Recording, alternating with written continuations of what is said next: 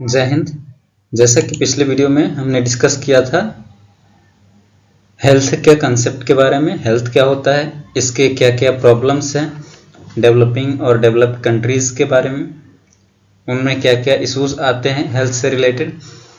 इस वीडियो में हम बात करने वाले हैं एक नए टॉपिक के बारे में जो कि आपके बीएमएलएस के पॉइंट ऑफ व्यू से काफ़ी इम्पोर्टेंट है। वो है एपिडेमियोलॉजी, यानी जो एपिडेमी क्या होती है, ये कोई भी पेंडेमिक से कैसे डिफरेंट है, इसके बारे में पब्लिक हेल्थ में जो भी इश्यूज हैं, इसका जो भी कंसेप्ट है इसके बारे में डिस्कस करने वाले हैं इस वीडियो में। इस वीडियो में हम एपिडेमी को डिफाइन करेंगे, इसके कंसेप्ट के बारे में बात करेंगे और इसके टाइप्स और यूजेस के बारे में बात करेंगे। चलिए वीडियो को स्टार्ट करते हैं। सबसे पहले एपिडेमियोलॉजी होता क्या है? तो एपिडेमियोलॉजी एक टर्म होता है एपिडेमी और एक टर्म होता है पेंडेमी।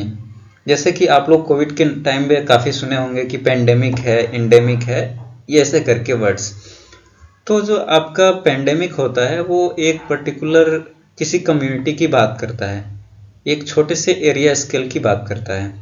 लेकिन जो एपिडेमियोलॉजी होता है या एपिडेमी होता है वो ओवरऑल कई सारे कंट्रीज़ को मिला के उसमें अगर कोई दिक्कत आ रही है तो उस पर बात करता है। तो कुल मिला के जनरल समझने का पर्सपेक्टिव ये है कि जो एपिडेमियोलॉजी है वो कई सारे ओवरऑल वर्ल्ड के बारे में बात करता है, कई सारे देश इसमें इंक्लूड हो सकते हैं। लेकिन जो पेंडेमिक होता है वो किसी पर्टिकुलर कम्युनिटी, किसी पर्टिकुलर रीजन से बिहेव करता है। ये जो एपिडेमियोलॉजी वर्ड है ये एक ग्रीक वर्ड है, ये 3 वर्ड से मिलके बना हुआ होता है। जैसे ईपी मतलब अपॉन या एमंग, डेमोस मतलब पीपुल और लोगोस मतलब स्टडी, जैसा कि आप लोग जानते हैं, यानी लोगों के बीच में या लोगों के पॉपुलेशन के अंदर की स्टडी जो है वो होता है हमारा एपिडेमियोलॉजी। यानी कहने का मतलब ये है the study of what is upon the people या डिजीजेस इन पॉपुलेशन, यानी पब्लिक में जो भी प्रॉब्लम्स हैं, जो भी डिजीज कंडीशंस हैं, उनके बारे में स्टडी करना, उनके आउटकम्स को देखना, ये हमारा एपिडेमियोलॉजी कहलाता है। ये एक सब्जेक्ट है। जैसे कि आप लोग आगे चल के कोई भी रिसर्च करते हैं, या जैसे बीएमएलएस के बाद से हम मेनली बीएमएलएस फोकस ही है रिसर्च बेस्ड स्टडी पे। तो आप जैसे ही रिसर्च में एंटर करोगे तो वहाँ पे जो भी आप स्टडी करोगे वो इसी से रिलेटेड होता है। कोई भी एपिडेमियोलॉजी का हमारे सोसाइटी पे, हमारे पॉपुलेशन पे क्या असर पड़ रहा है, इसका कॉजेटिव एजेंट क्या है। तो ये एपिडेमियोलॉजी जो होता है ये study of health and disease conditions, यानी जो भी हमारे पॉपुलेशन के बीच में हेल्थ इश्यूज हैं, हेल्थ से रिलेटेड जितने भी प्रॉब्लम हैं, उनके कंडीशंस क्या क्या हैं, वो कैसे अराइज हो रहा है, इन सब के बारे में हमें बताता है। यानी कहने का मतलब ये है, ये फोकस करता है कि डिजीज कैसे अकर हो रहा है, यानी उसके इटियोलॉजी के बारे में बताता है हमें, वो कैसे स्प्रेड हो रहा है, उसके स्प्रेड के बारे में बता रहा है, और कैसे वो प्रिवेंट किया जा सकता है। यानी कोई भी प्रॉब्लम है डिजीज से रिलेटेड या डिजीज है तो वो कैसे अराइज हो रहा है, उसका स्प्रेड क्या है, किस तरह से फैल रहा है। यानी मान लो आप जैसे कोविड-19 आया था तो स्टार्टिंग टाइम पे हमें नहीं पता था कि कोविड-19 कैसे फैल रहा है, उसका ट्रीटमेंट क्या है, उससे बचाव क्या है, प्रोफाइलैक्सिस क्या है। तो इन सब के बारे में एपिडेमियोलॉजी सब्जेक्ट हमें डील करता है। ये क्या करता है, एक साइंटिफिक एविडेंस प्रोवाइड कराता है और कोई भी डिजीज से बचाव के प्लानिंग में या उसके मॉनिटरिंग में हमें, या उससे रिलेटेड जो हेल्थ प्रोग्राम्स हैं उनको इवेल्युएट करने में हेल्प करता है। यानी मान लीजिए कोविड-19 एक तरह का एपिडेमियोलॉजी है, यानी वर्ल्ड वाइड फैला हुआ महामारी था। तो यहाँ पे क्या है कि यहाँ पे जो भी हम रिसर्च करेंगे तो वो बताएगा कि इसका कैसे कैसे फैलाव है, उसका एक साइंटिफिक एविडेंस हमें देगा, और इसका मॉनिटरिंग कैसे हम कर सकते हैं, कैसे इसके ट्रीटमेंट को प्रोवाइड करा सकते हैं, और क्या क्या पब्लिक हेल्थ प्रोग्राम्स हम चला सकते हैं जिसके वजह से कोविड-19 को ख़त्म किया जा सके। तो ये हमारा एपिडेमियोलॉजी के अंदर आता है। नेक्स्ट है, ये जितने भी रिस्क फैक्टर्स हैं, यानी जो भी रिलेटेड रिस्क फैक्टर्स हैं, यानी आपको कोई भी कॉमन कोल्ड है या फीवर वगैरह आ रहा है तो कोविड-19 को ये प्रमोट कर सकता है, प्रोवोक कर सकता है, या आपने मास्क वियर नहीं किया, तो ये सब जो भी उसके रिस्क फैक्टर्स हैं या उससे रिलेटेड कोई हार्ट की समस्या हो सकती है, तो ये सब रिस्क फैक्टर को भी इवेल्युएट करने में हमारा एपिडेमियोलॉजी हेल्प करता है। और ये कैसे हेल्प करता है कि ये अप्लाई करता है कुछ प्रिवेंटिव मेजर्स, यानी ये चीज़ें हैं तो वो कॉज कर सकती हैं कोई भी फॉलोइंग डिजीज। इस तरह से ये एक तरह का प्रिवेंटिव मेजर देता है जिससे हमें पता चलता है कि कोई भी डिजीज जो अकर हो रही है वो कितना रिस्की है, उससे क्या क्या चीज़ें और हो सकती हैं। इसका रोल क्या होता है कि controlling outbreaks, improving community health and shaping health policies. यानी ये एक तरह से डिजीज कोई भी आ रहा है, कोई भी महामारी की तरह से फैल रहा है, तो वो कैसे हम उसके आउटब्रेक को कंट्रोल कर सकते हैं, या कम्युनिटी के हेल्थ को कैसे इम्प्रूव कर सकते हैं, या हेल्थ की जो पॉलिसीज हैं उसको क्या क्या चेंज लाके उसमें हम प्रॉपर गाइडलाइन के थ्रू कैसे हम हेल्थ से रिलेटेड इश्यूज को सॉल्व कर सकते हैं, इसके बारे में हमारा एपिडेमियोलॉजी डील करता है। अगर हम डेफिनेशन की बात करें, अगर एग्जाम में आता है तो डेफिनेशन किसी भी ऑथेंटिक साइट का हवाला देते हुए जरूर लिखें, जैसे WHO या CDC centre for drug control की गाइडलाइंस के आधार पे ये एपिडेमियोलॉजी का डेफिनेशन है। यानी epidemiology is the study of the distribution and determinants of health related states और events in specified population and application of this study to control health problems. इसको जरूर याद रखिएगा, ये WHO के द्वारा दिया गया एपिडेमियोलॉजी का डेफिनेशन है। ऐसे करके अगर आप रेफरेंस देते हैं तो वो आंसर आपका ज़्यादा सुटेबल होता है, ज़्यादा मार्क्स गेन करते हैं। नेक्स्ट हम बात करते हैं इसके कंसेप्ट्स क्या क्या हैं, क्या क्या फैक्टर्स हैं जो कि एपिडेमियोलॉजी में कंट्रीब्यूट करते हैं। तो पहला है डिजीज डिस्ट्रीब्यूशन, यानी जो भी डिजीज अराइज हो रही है वो डिस्ट्रीब्यूट कितने लेवल पे हो पा रही है। यानी हमारा डिस्ट्रीब्यूशन इंडिविजुअल लेवल पे हो सकता है, किसी पर्टिकुलर कम्युनिटी, रेस या पर्टिकुलर प्लेस पे हो सकता है। ये सब आता है पेंडेमिक के अंदर। और जैसे ही बड़े स्केल पे अगर कोई भी डिजीज का फैलाव होता है, जैसे कोविड-19 का फैलाव वर्ल्ड वाइड हो गया था, तो इसका हम डिस्ट्रीब्यूशन चेक करते हैं। ये सब रिसर्च से रिलेटेड काफ़ी इंपॉर्टेंट पॉइंट्स है, इसको जरूर लिखिएगा एग्जाम में, ये काफ़ी इंपॉर्टेंट पॉइंट्स हैं। दूसरा है डिटर्मिनेंट्स ऑफ हेल्थ, यानी हेल्थ के डिटर्मिनेंट्स, जैसे कि हमारा एज फैक्टर क्या है, मेल है, फीमेल है, किस टाइप के जियोग्राफिकल ट्रिमेंट्स में वो सर्वाइव कर रहे हैं पेशेंट्स, ये सब हेल्थ के डिटर्मिनेंट्स हैं। नेक्स्ट है पॉपुलेशन बेस्ड स्टडी, यानी पॉपुलेशन हमारा किस टाइप का है, रूरल है, अर्बन है, या किस टाइप का, यंग है या एडल्ट है, इस टाइप का पॉपुलेशन बेस्ड स्टडी भी हमारे एपिडेमियोलॉजी में हेल्प करता है। नेक्स्ट है मेजरमेंट ऑफ हेल्थ इवेंट्स, यानी जो भी हेल्थ से रिलेटेड फैक्टर्स हैं उनका मेजरमेंट भी इसमें जरूरी होता है। नेक्स्ट है application for prevention and control, यानी डिजीज के फैलाव को रोकने के लिए या कंट्रोल करने के लिए हम क्या क्या अप्लाई करते हैं, इसको एक एक करके करते हैं। जैसे ऐसे पॉइंट वाइज डिजीज डिस्ट्रीब्यूशन, यानी study of frequency and pattern of disease, यानी डिजीज कितना सीवियर है, उसके पैटर्न क्या है फैलने का, वेरी सीवियर कंडीशंस कॉज कर रहा है या माइल्ड सिम्टम्स शो कर रहा है, उसके फैटेलिटी रेट क्या है, ये सब डिजीज का डिस्ट्रीब्यूशन हम चेक करते हैं। इसमें क्या क्या देखते हैं, टाइम देखते हैं, प्लेस देखते हैं और पर्सन देखते हैं। टाइम में जैसे कि कितने ड्यूरेशन के लिए डिजीज अकर हो रही है। नेक्स्ट है प्लेस, यानी किस टाइप के रूरल में ज़्यादा हो रही है, अर्बन में ज़्यादा हो रही है, ये सब। या पर्सन, एज कैटेगरी के आधार पे कि किस टाइप के पर्सन्स डिजीज से ग्रसित हो रहे हैं। नेक्स्ट है डिटर्मिनेंट्स ऑफ हेल्थ, यानी फैक्टर्स इन्फ्लुएंसिंग डिजीज अकरेंस, यानी क्या क्या फैक्टर्स ऐसे हैं जो डिजीज को अकर कर रहे हैं। जैसे बायोलॉजिकल, यानी कोई बैक्टीरिया कॉजेटिव एजेंट हो सकता है, वायरस हो सकता है या फंगस हो सकता है। नेक्स्ट है इन्वायरमेंटल, यानी क्लाइमेट हो सकता है या सैनिटेशन, या हमारा हाइजीन प्रॉपर मेंटेन नहीं है, स्टेरिलाइज्ड नहीं है। तो ये सब इन्वायरमेंटल फैक्टर भी हेल्थ को डील करते हैं। जैसे social behaviour, life style habits, ये भी हमारा कंट्रीब्यूटिव होते हैं डिटर्मिनेंट्स के अंदर। नेक्स्ट है पॉपुलेशन बेस्ड स्टडी, यानी हमारा जो भी पेशेंट हैं उनका किस टाइप का पॉपुलेशन है, focus on group rather than individual, यानी हमारा जो भी इंडिविजुअल ग्रुप है, यानी यंग को इफेक्ट कर रहा है या एडल्ट को या ओल्ड इंडिविजुअल को इफेक्ट कर रहा है, ये सब हमारा एज ग्रुप और पॉपुलेशन बेस्ड स्टडी होता है। ये क्या करता है, हमारा कम्युनिटी हेल्थ को स्टडी करने में हेल्पफुल होता है।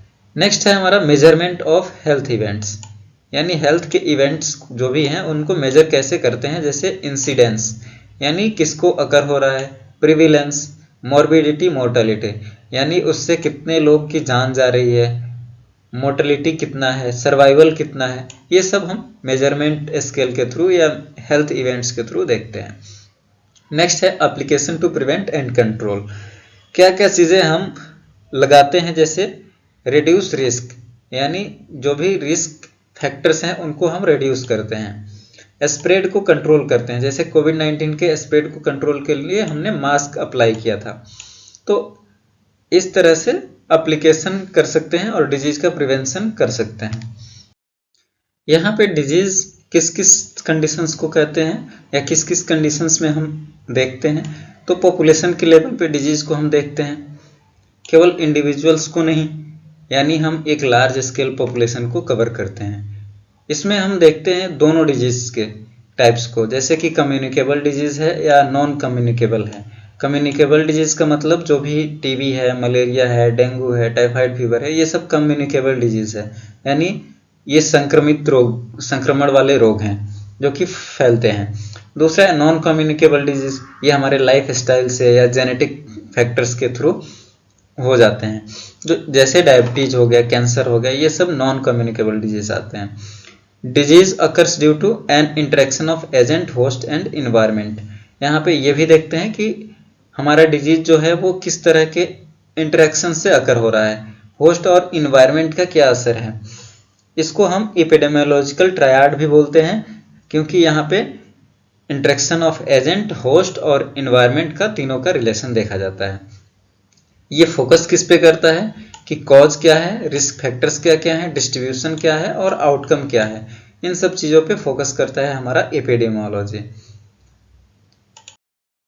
नेक्स्ट है क्लासिफिकेशन, यानी एपिडेमियोलॉजी एक लार्ज स्टडी होता है। इसको हम 4 कैटेगरीज में क्लासिफाई कर सकते हैं। पहला है डिस्क्रिप्टिव, दूसरा है एनालिटिकल, तीसरा है एक्सपेरिमेंटल और इंटरवेंशनल एपिडेमियोलॉजी, नेक्स्ट है मॉलिक्यूलर और थ्योरेटिकल एपिडेमियोलॉजी।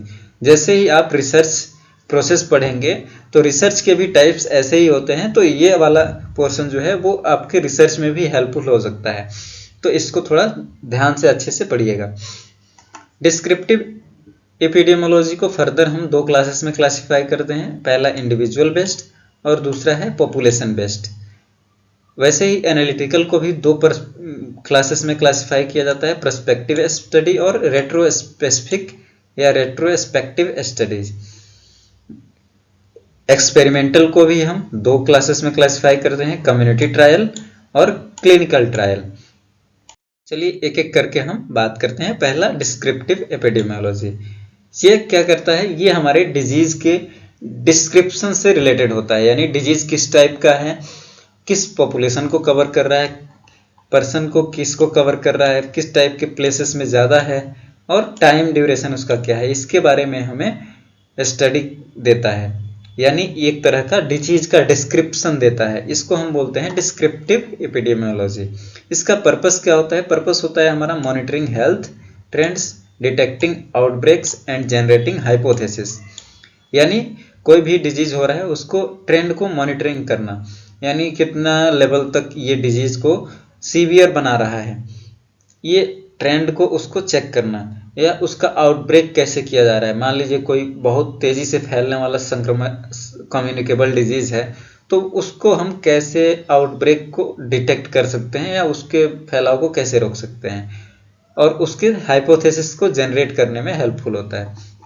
इसके 2 सब टाइप्स हैं, जैसे इंडिविजुअल बेस्ड स्टडी, यानी हम किसी एक पीपल पे या एक पेशेंट पे स्टडी करके पता लगा सकते हैं, और दूसरा है पॉपुलेशन बेस्ड स्टडी, यानी हम एक हॉस्पिटल में गए या कई सारे हॉस्पिटल्स का डाटा लिए, उसमें सर्वे किए कि पता लगाने के लिए कि कैसे ये डिजीज हमारा फैल रहा है। तो यहाँ हमारा पॉपुलेशन बेस्ड स्टडी ज़्यादा प्रेफरेबल होता है, क्योंकि यहाँ पे ज़्यादा से ज़्यादा वेरिएशंस देखने को मिलते हैं। नेक्स्ट है हमारा एनालिटिकल एपिडेमियोलॉजी।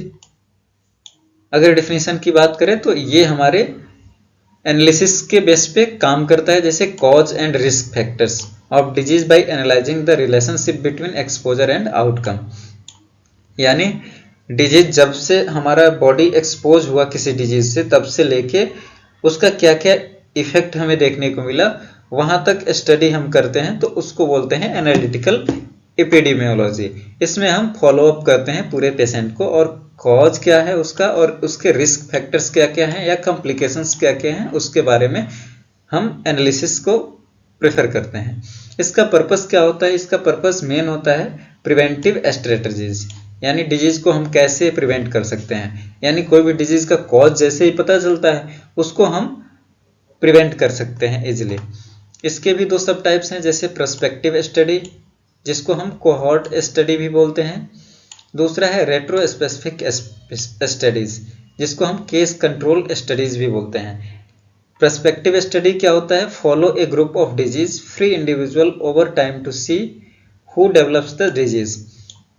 यानी हम एक ग्रुप ऑफ इंडिविजुअल्स को यहाँ स्टडी में लेते हैं और उसमें पता लगाते हैं कि डिजीज कैसे हमारा फैल रहा है, उसके कॉज क्या क्या हो रहे हैं। जैसे एक एग्जांपल ले सकते हैं कि कुछ स्मोकर्स और कुछ नॉन स्मोकर्स को हम लेते हैं और लंग कैंसर के रिस्क को इवेलुएट करते हैं। यानी जो स्मोकर्स हैं उनमें देखते हैं कि कितना रिस्क है कैंसर का, और नॉन स्मोकर्स हैं उन पे फॉलो अप करते हैं कि रिस्क का क्या, कैंसर का क्या रिस्क है। ऐसे रेट्रोस्पेक्टिव स्टडीज में क्या होता है कि ये हमारा पास्ट एक्सपोजर को डिटेक्ट करने में हेल्पफुल होता है। यानी जैसे एग्जांपल के through investigating past food consumption in patient with food poisoning, जैसे कुछ बैक्टीरिया होते हैं वो फूड पॉइजनिंग करते हैं, उनके रिस्क फैक्टर्स को एज्यूम करके उनका इवेल्युएशन करना उनके टॉक्सिन्स के थ्रू या उनके कुछ प्रोटीन्स के थ्रू, ये हमारा रेट्रोस्पेक्टिव स्टडी में आता है। नेक्स्ट है एक्सपेरिमेंटल या इंटरवेंशनल एपिडेमियोलॉजी। ये क्या करता है? ये हमारा प्लान्ड एक्सपेरिमेंट को कवर करता है। यानी कोई भी स्टडी करने जा रहे हैं तो उसका हम एक पहले से प्लान करते हैं, क्या क्या एक्सपेरिमेंट करेंगे और इवेलुएट करेंगे उसका इंटरवेंशन।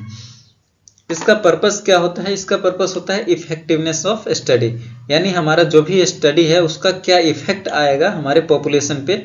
ये हमारा पहले से एग्जिस्ट करता हुआ डाटा पे बात नहीं करता है, ये बिल्कुल उसके इफेक्ट को दर्शाता है। यानी मान लीजिए आपने कोई दवा बनाई, कोई ड्रग खोजा, तो उसका इफेक्ट हमारे बॉडी पे, हमारे ह्यूमन पॉपुलेशन पे क्या होगा, इस टाइप की स्टडी होता है हमारा एक्सपेरिमेंटल स्टडी।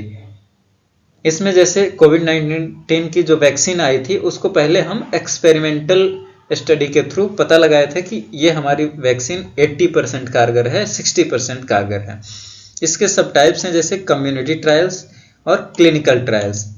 यानी आप एक पूरे कम्युनिटी को इस पे एसेस कर सकते हैं इसका इम्पैक्ट, या आप क्लिनिकल ट्रायल जैसे डायरेक्ट हॉस्पिटल्स के या सेलेक्टेड इंडिविजुअल ग्रुप्स पे अप्लाई कर सकते हैं। नेक्स्ट है हमारा मॉलिक्यूलर या थ्योरेटिकल एपिडेमियोलॉजी। ये हमारा मेनली स्टडी बेस्ड होता है और इसका थ्योरेटिकल ज़्यादा इंपॉर्टेंस होता है। जैसे जेनेटिक, मॉलिक्यूलर और बायोकेमिकल फैक्टर्स की स्टडी की, जेनेटिक लेवल पे डिजीज कैसे अकर हो रही है या मॉलिक्यूलर लेवल पे कैसे हो रही है, या उसके बायोकेमिकल फैक्टर्स क्या क्या हैं जो हेल्थ के फैक्टर्स को हैम्पर कर रहे हैं। इसका पर्पस क्या होता है? कि पर्पस होता है mechanisms of disease eight molecular और सेलुलर लेवल।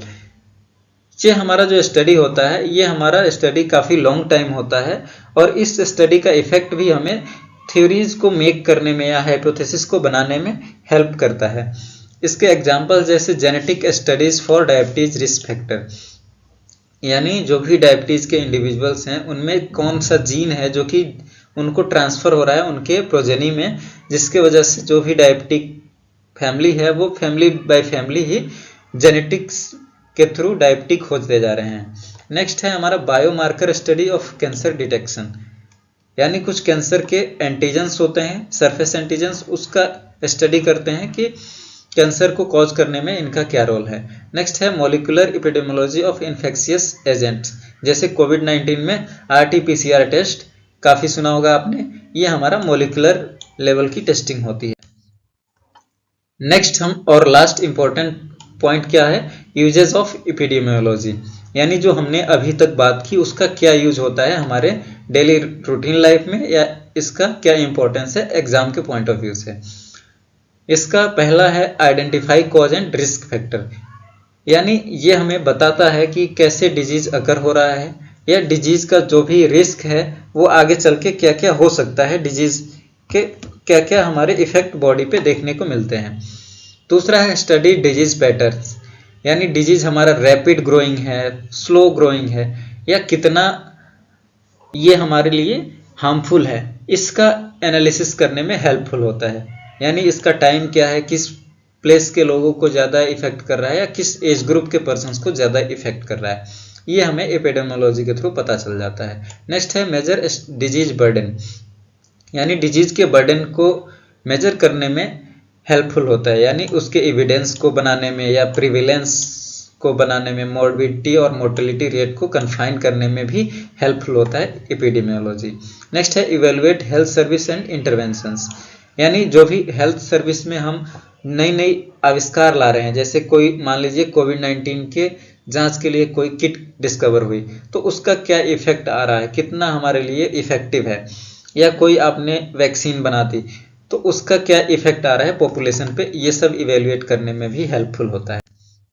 नेक्स्ट है guide public health policy and planning, यानी हम क्या क्या पब्लिक हेल्थ प्लान्स ला सकते हैं। जैसे मान लीजिए रूरल एरिया में काफ़ी लोग माल न्यूट्रिशन के शिकार होते हैं, तो यहाँ पे हम कुछ न्यूट्रिशियंस फूड को सब प्रोवाइड कराते हैं उन पॉपुलेशन के लिए, ताकि हमारा जो माल न्यूट्रिशन की समस्या है वो सॉल्व हो सके।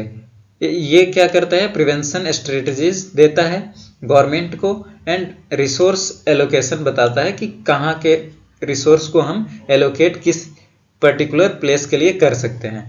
नेक्स्ट है डिटेक्ट एंड कंट्रोल आउटब्रेक्स, यानी ये हमारे डिजीज के इन्फेक्शियस जो भी माइक्रो ऑर्गेनिज्म है या कोई भी कॉजेटिव एजेंट है उसका स्प्रेड कैसे हो रहा है, उसके होस्ट क्या है या उसका वेक्टर क्या है, इस पे हमें बताता है, जिससे हम उसके फैलाव को या उसके इन्फेक्शन को कंट्रोल कर सकें।